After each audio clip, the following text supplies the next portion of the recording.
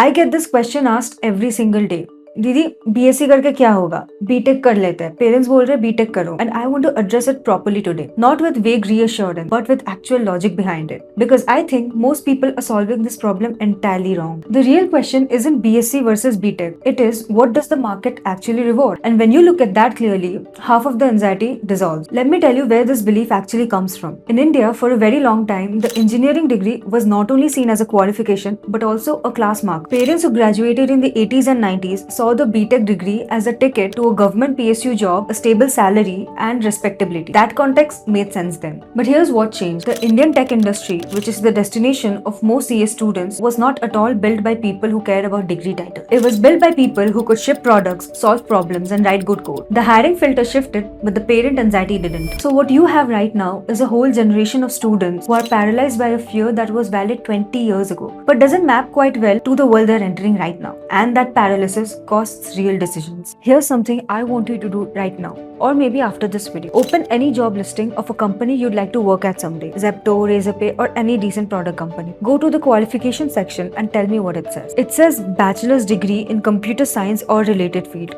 That's it. Not a BTech specifically, because the technical screener comes next. A DSA round, a system design round, maybe a take-home assignment. Nobody in that pipeline is filtering you out just because your degree says BSc. Now contrast that with a BSc from BITS Pilani or IIT Madras. These are UGC recognized institutions with serious academic credibility. A recruiter seeing BSc CS BITS Pilani on your resume is not thinking of a consolation prize. They are thinking that this person has cleared a selective program at a credible institution. That's a green flag, not a red one. Now compare that to a BTech from college where the placement record is thin. The curriculum hasn't been updated in a decade, and an average graduate spends over 6 months trying to relearn everything from YouTube. Which one is the real risk here? But I want to be clear about something. There's one scenario where I will always tell you to take the BTech, and that is if you have cracked any of the top IITs, NITs, triple ITs or BITS. The brand equity of these institutions are still unmatched. The alumni network, the research exposure, the doors they open for MS abroad, and the way they are perceived by legacy companies. SST is building towards something, but it's new.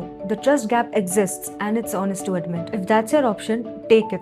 But if it's not, if you're comparing SST to a Tier 3 BTech purely because of a degree title, then you're optimizing for label while ignoring what's the actual substance underneath it. So let me flip the question for a second. What does it actually cost you to spend 4 years at the wrong college, even with a BTech degree? You spend 4 years learning a curriculum that's 3 versions behind the industry. And your internship options are limited just because your college doesn't have those industry ties. You graduate and spend the next 1 to 2 years relearning everything, doing boot camps, grinding lead code from scratch, basically rebuilding your entire resume from zero. That's not just career delay, that's 2 years of salary you didn't earn, 2 years of compounding growth that didn't happen, 2 years of confidence you didn't build. Why? Because you were busy catching up instead of actually moving forward. The cost of a wrong college is enormous, and it rarely shows up in the BTech versus BSc debate because nobody frames it that way. A good environment with a BSc degree will always beat a bad environment with a BTech degree almost every single time. The college is the product, the degree is just the packaging. So here's what I'd actually evaluate, and this framework works whether you're looking at SST, a state NIT, or a private engineering college. 1.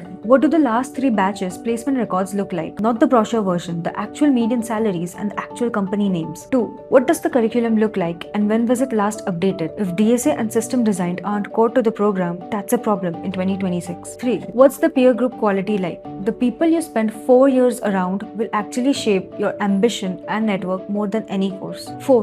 What's the physical location and the ecosystem access? Being in Bangalore versus a Tier 3 city is genuinely a different experience. 5. What is the faculty's industry exposure? Theoretical academics only teach theory, whereas industry-facing faculty teaches you how things work. Run any college through those 5 filters and you'll have a much clearer answer than BTech good, BSc bad. Look, this video isn't about convincing you that SST is the answer.